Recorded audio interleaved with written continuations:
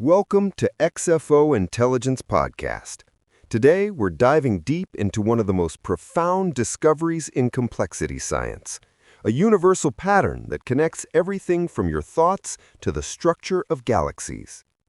Over 10 years ago, researcher Brendon Wong, founder of XFO Intelligence, first encountered mind mapping through its inventor, Tony Buzan.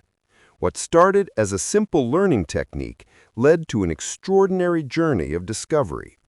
For years, Wong observed patterns in complex systems, from slime mold networks to the vast cosmic web of dark matter. What he found challenges our fundamental understanding of how information and energy organize themselves across the universe. In a remarkable study, researchers digitized 1,400 mind maps from student notebooks and digital diagrams.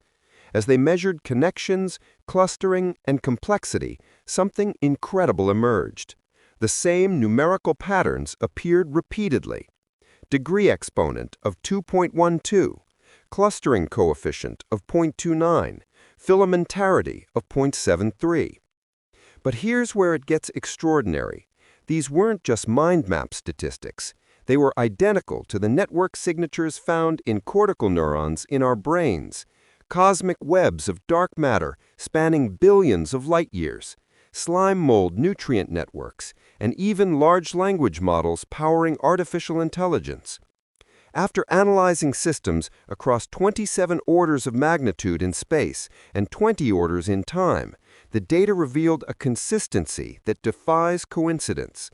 Brains show gamma equals 2.10 and clustering coefficient of 0.30. Galaxy filaments of dark matter halos show gamma equals 2.10 and clustering coefficient of 0.31. Slime molds display gamma equals 2.08 and clustering coefficient of 0.30. AI models exhibit gamma equals 2.08 and clustering coefficient of 0.29. And mind maps themselves show gamma equals 2.12 and clustering coefficient of 0.29. The variance is smaller than measurement error. This isn't resemblance, it's replication of a fundamental universal pattern. But why does this pattern emerge everywhere? The answer lies in three inescapable truths that govern our universe. First, information storage is finite, whether in neurons, galaxy clusters, or the space on paper. Second, interaction is local. Connections form between elements that are close to each other. Third, extra links cost linear energy. Each connection requires resources. When you maximize information gain while minimizing energy cost, only one solution emerges: gamma approximately 2.1, clustering coefficient approximately 0.3, and filamentarity approximately 0.72. Any deviation outside the 2.05 to 2.15 window causes systems to either explode in energy costs or fragment into complete isolation. Perhaps the most startling discovery is what Wong calls the 6.3-bit threshold. When any of these systems exceeds approximately 6.3 bits of information per unit, catastrophic failure occurs. Brains experience epileptic synchronization. Galaxy clusters shut down star formation entirely. AI models descend into what researchers call hallucination avalanches. Mind mappers abandon their work because visual chaos becomes overwhelming. In controlled experiments, when mind map density exceeded 6.3 bits per A4 quadrant, readability collapsed and cross-link errors exploded exponentially. The same pattern appears in overcooled galaxy sheets and overloaded neural networks. The connection between mind and brain becomes even more fascinating when we look at fMRI studies. During mind mapping versus linear note-taking, prefrontal control decreases, saving energy, while posterior associative areas activate. Even more remarkably, EEG shows gamma band power law exponents of -2.1 during mapping, matching the graph exponent of the physical drawing being created. Your brain doesn't just create ideas that follow this pattern. It physically instantiates the network architecture while your hand draws it on paper. This discovery isn't just theoretical.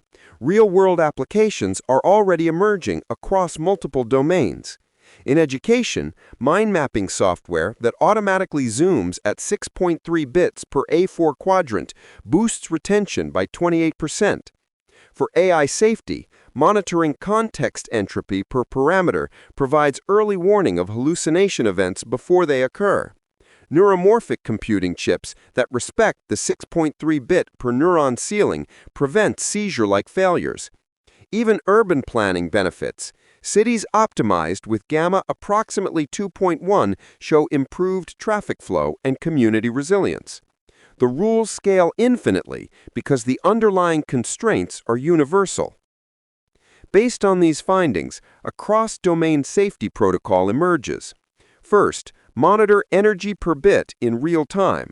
Second, activate pruning mechanisms at 37% of available energy, the natural E-fold point. Third, maintain spectral exponent between 2.05 and 2.15. Fourth, halt expansion when approaching 6.3 bits per unit. These rules work whether you're managing cloud computing resources, designing social networks, or even planning interstellar colonization missions. The profound conclusion is this: the next time you create a quick mind map, prompt a chatbot, or gaze up at the Milky Way, you're witnessing the same fundamental object written in different forms of matter and energy. The branching of your thoughts, the firing of your neurons, the gravitational dance of galaxies, and the attention weights in artificial intelligence, all are physical manifestations of the only viable bridge between energy and information in our universe. This discovery transforms our understanding of complexity itself. We're not just finding similarities between different systems. We're discovering that the universe has only one efficient solution to the problem of organizing information under energy constraints. The implications are both humbling and empowering. We now have what might be called the first true unified theory of complex systems, not of physics, but of organization itself. It suggests that whether we're thinking, building, or exploring the cosmos, we're working with the same universal operating system. The fundamental rules are written into the fabric of reality itself. Our choice is simple but profound. Understand these rules and work with them, or break against them and face the consequences. The architecture is universal. The applications are infinite.